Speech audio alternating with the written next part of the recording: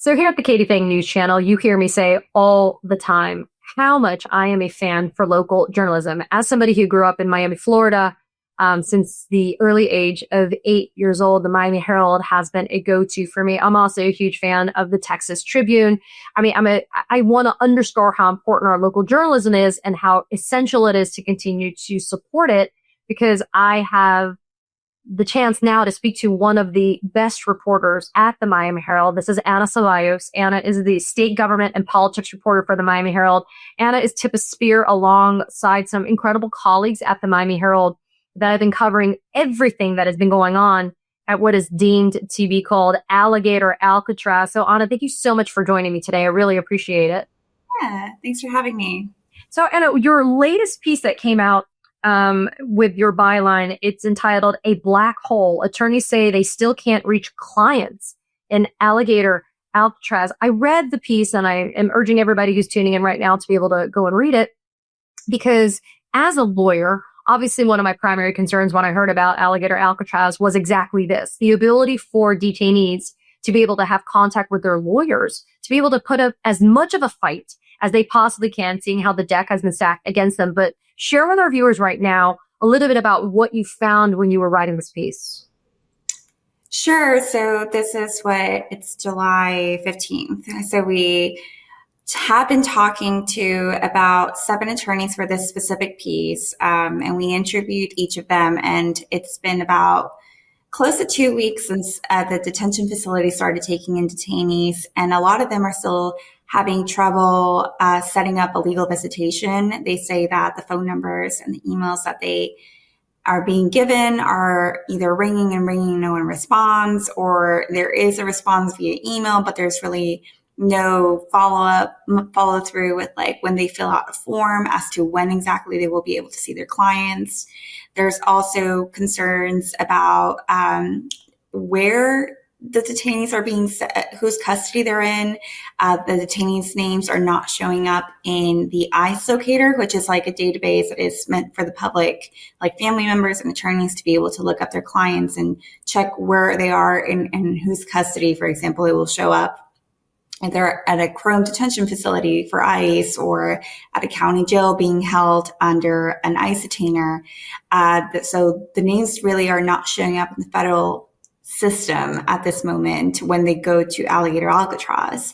They also have expressed concern about just how to even file a legal brief, because jurisdiction is not very clear. You know, that the state facility is state run, but at the end of the day, these are ICE detainees. So attorneys are really trying to navigate a system where they're trying to see if this is for example, if they want to post bond for a detainee, they would have to figure out whether it's something they have to do with the federal government, with the state government. You know, the Trump administration is saying this is not an ICE facility, but it's really unclear as to exactly how to start the process legally for any potential challenges to their detention.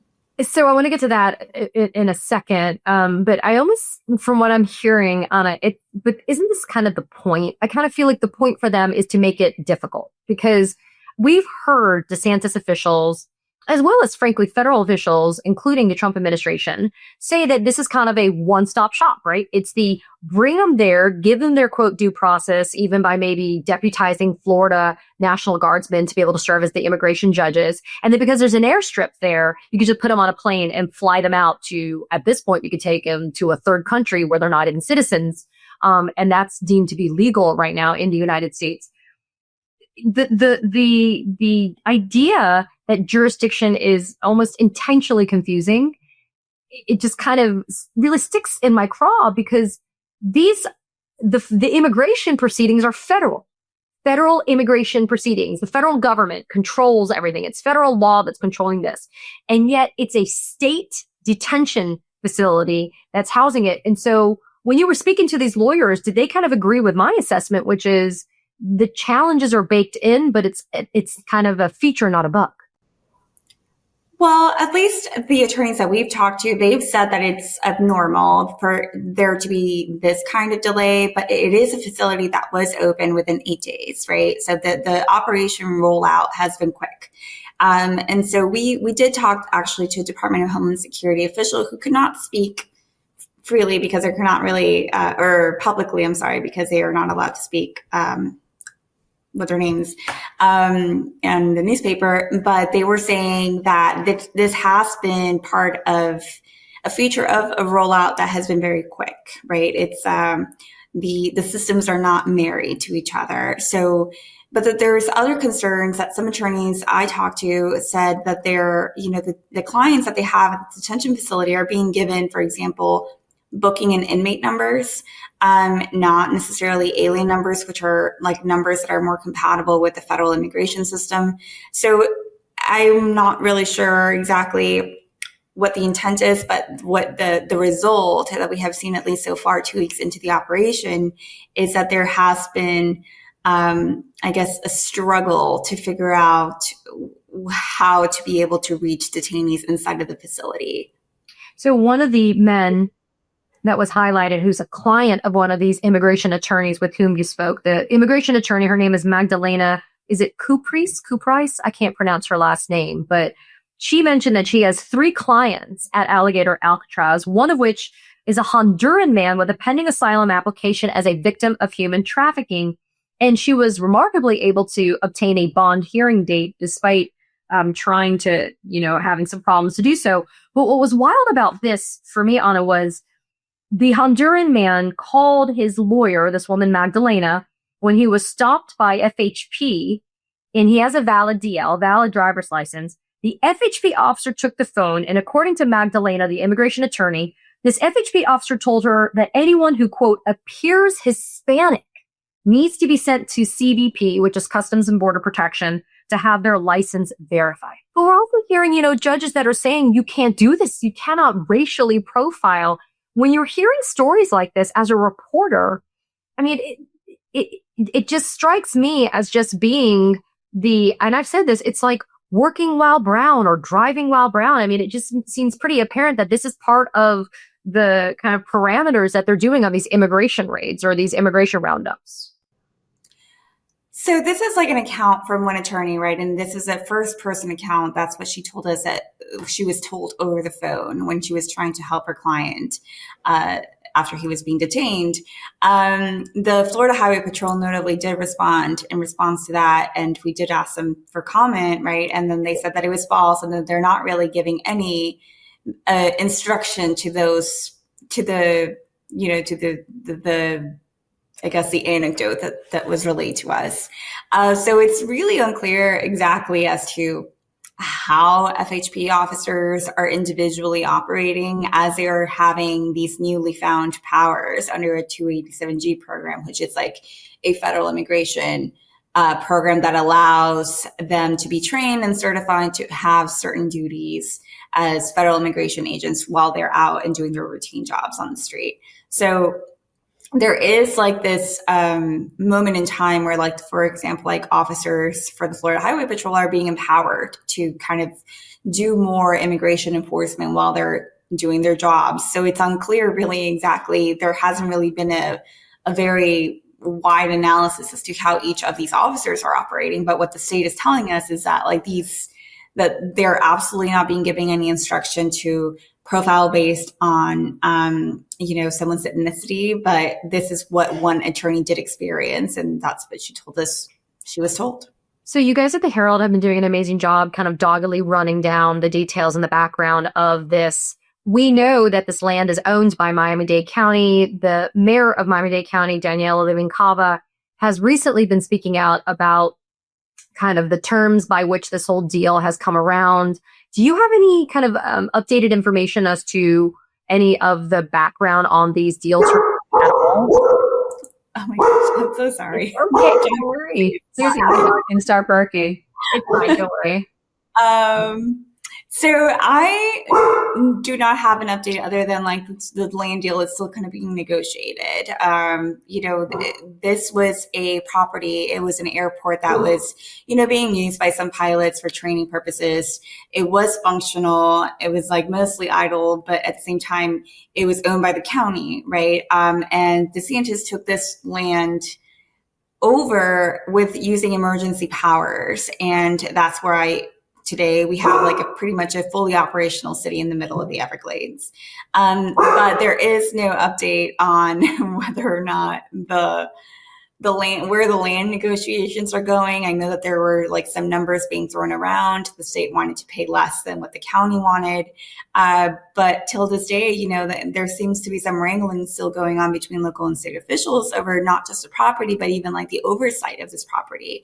And, so far it doesn't seem like the mayor is getting a lot of access to the site. And she has written to the state and to the federal officials to get more reports on the monitoring of the site, to get more access to what is going on. And so far, it doesn't seem like there's a lot of wiggle room on those requests. Doesn't it strike you, though, as being kind of outrageous that the land deal is still pending, and yet it sounds like, there's now asphalt, like they've actually put asphalt and concrete down in the middle of Big Cypress National Preserve.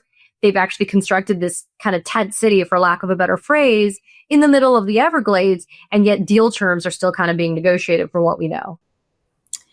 It's certainly, because this is an extraordinary use of power through an emergency order, it is like an unusual event. This is, something that I personally do not know.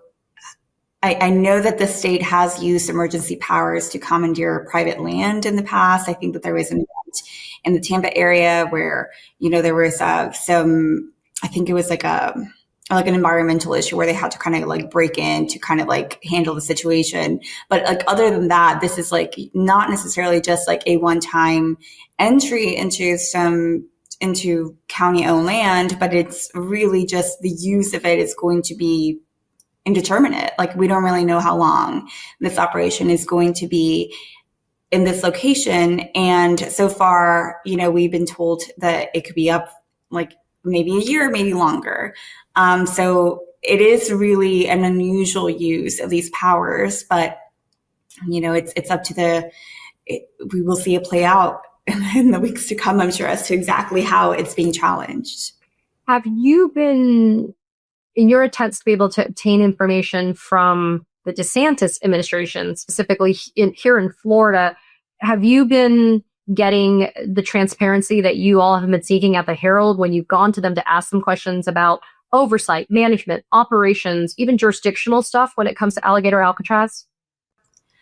We are getting some information, but not all our questions are not necessarily being answered. For example, when we asked about visitations, for legal visitations for the story we just did for attorneys, they sent us a response, right? They said, that visitations can happen for family members and for attorneys upon request, and they gave us an email.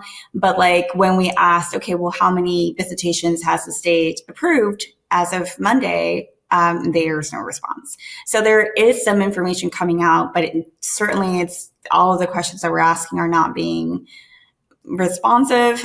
There's been certainly a lot of anecdotes that we've been trying to get confirmation on that, like, the state is not really acknowledging, but they seem to acknowledge them to some lawmakers who toured the site on Saturday.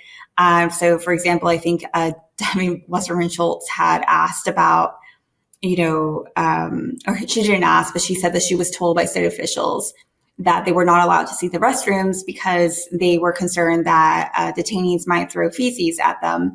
That is something that we had heard in the week prior, and we asked the state, but we never really even heard a response.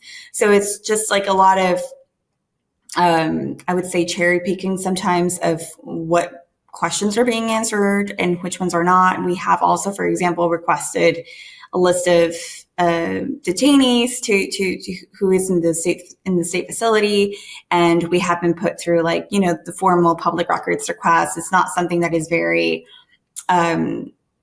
even when they are responsive, they're not quick to respond in certain cases. Well, you guys did manage to get your hands on a list of the names, though, of the people that are at Alligator Alcatraz, correct? Right, but it was not through the state. No, I understand, but the Miami Herald, through your reporting, though, through your investigative journalism, the Herald was able to determine the names of the detainees that are currently at Alligator Alcatraz, right? Right. We were able to obtain a list of about 750 detainees who are at the facility or scheduled to be at the facility. And this is, again, the number is really just a snapshot in time from the moment that we publish the story. So Oh, those numbers are always fluctuating. The populations are changing, increasing, decreasing. We don't really know. The state did tell us that deportations are already ongoing, but like we really don't from that know. from that facility, from deportations off U.S. soil are happening from Alligator Alcatraz already? Well, they were not very clear. They just said deportations are happening, right? So we don't really know Yeah, we exactly know they're where the happening. deportations happened. We just know that maybe some individuals have been deported, but we don't know from where. We don't know by whom. We don't know who these individuals were, if individuals are an individual. So again, there is kind of information coming from the state, but not like a lot of detailed information to be able to be nuanced, and me being here and being able to tell you exactly what is going on in terms of deportations, for example.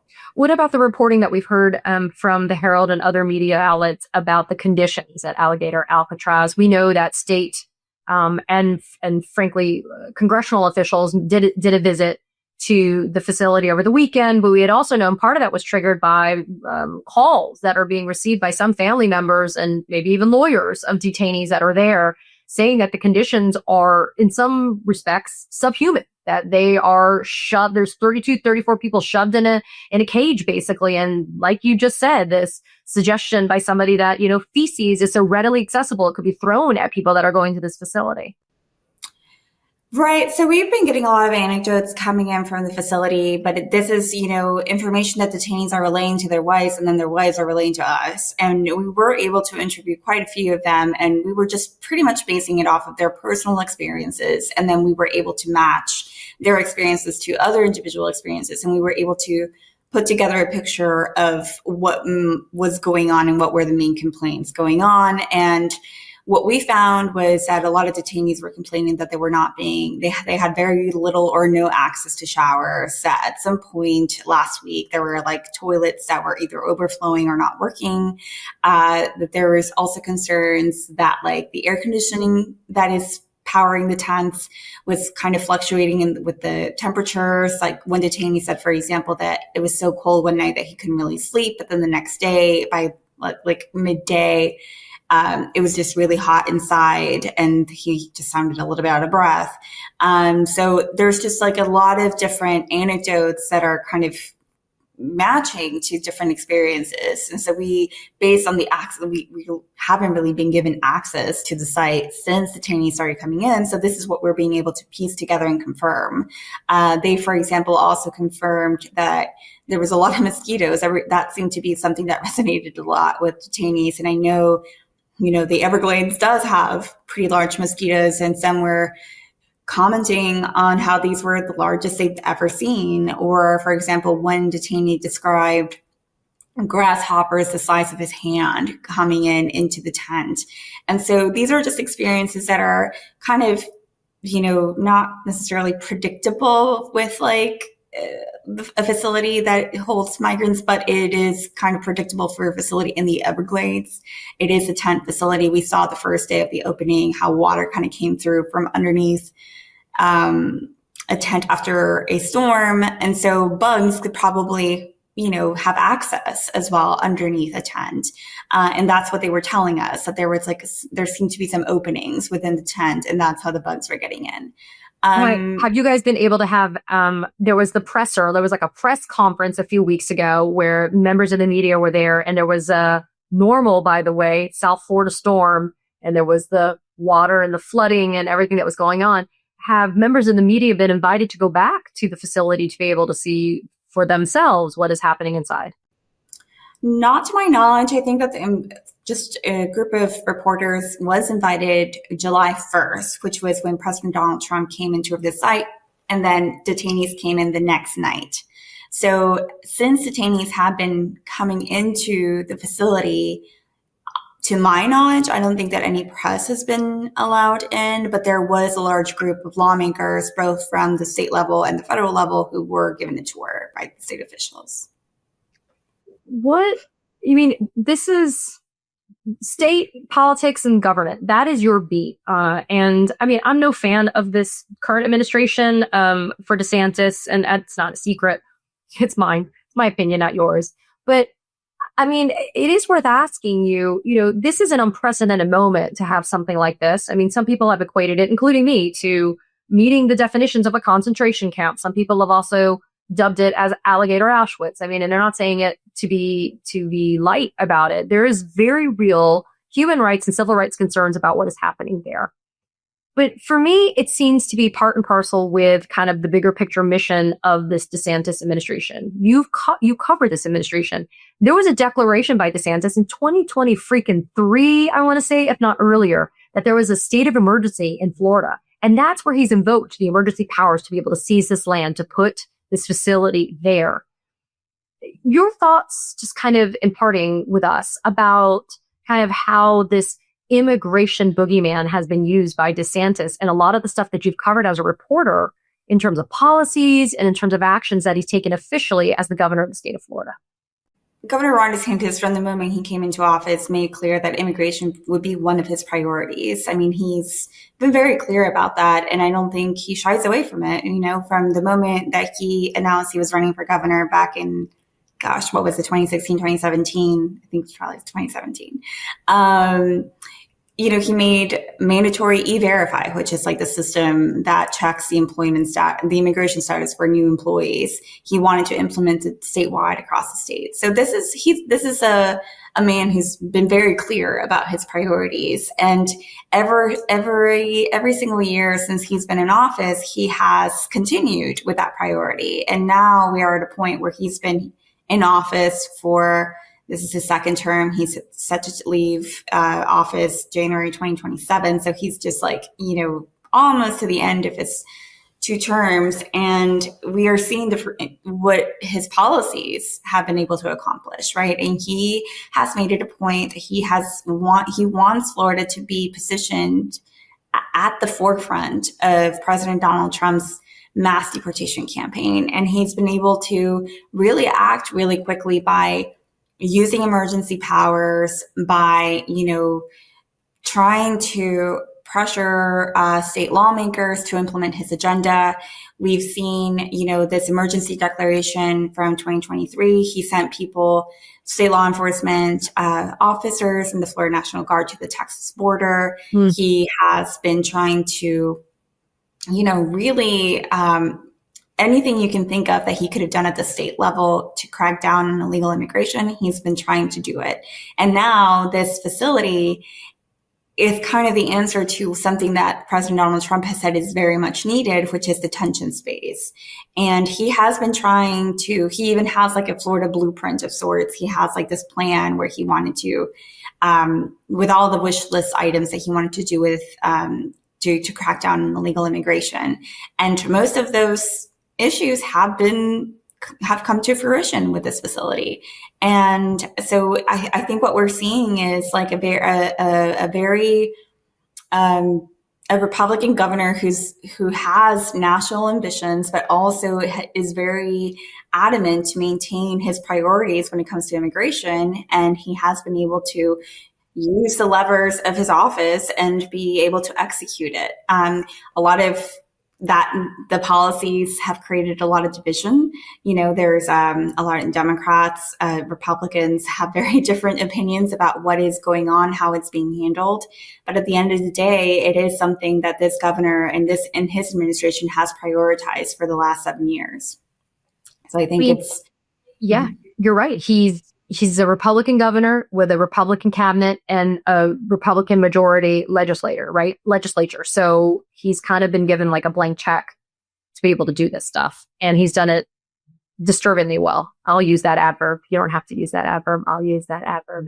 Ceballos, thank you so much. You are an intrepid reporter. You and your colleagues at the Miami Herald. I want to thank you again for, being a local journalist. I truly believe that local journalism deserves to not only survive this crazy kind of media ecosystem, but is doing the work as the boots on the ground that we need so that people that are not in Florida, maybe are in, somewhere in the United States, can have a firsthand view into something like this atrocity that's going on in our state and in our backyard. So Anna Ceballos, thank you so much for joining me. I really appreciate it. Yeah, thanks for having me. Katie Phang here. We launched the Katie Phang News Channel in partnership with the Midas Touch Network so we could bring you the latest in legal and political news. Straight, no chaser. So if you're a fellow truth teller, hit that subscribe button and share the word about this channel so we can build a high information America together.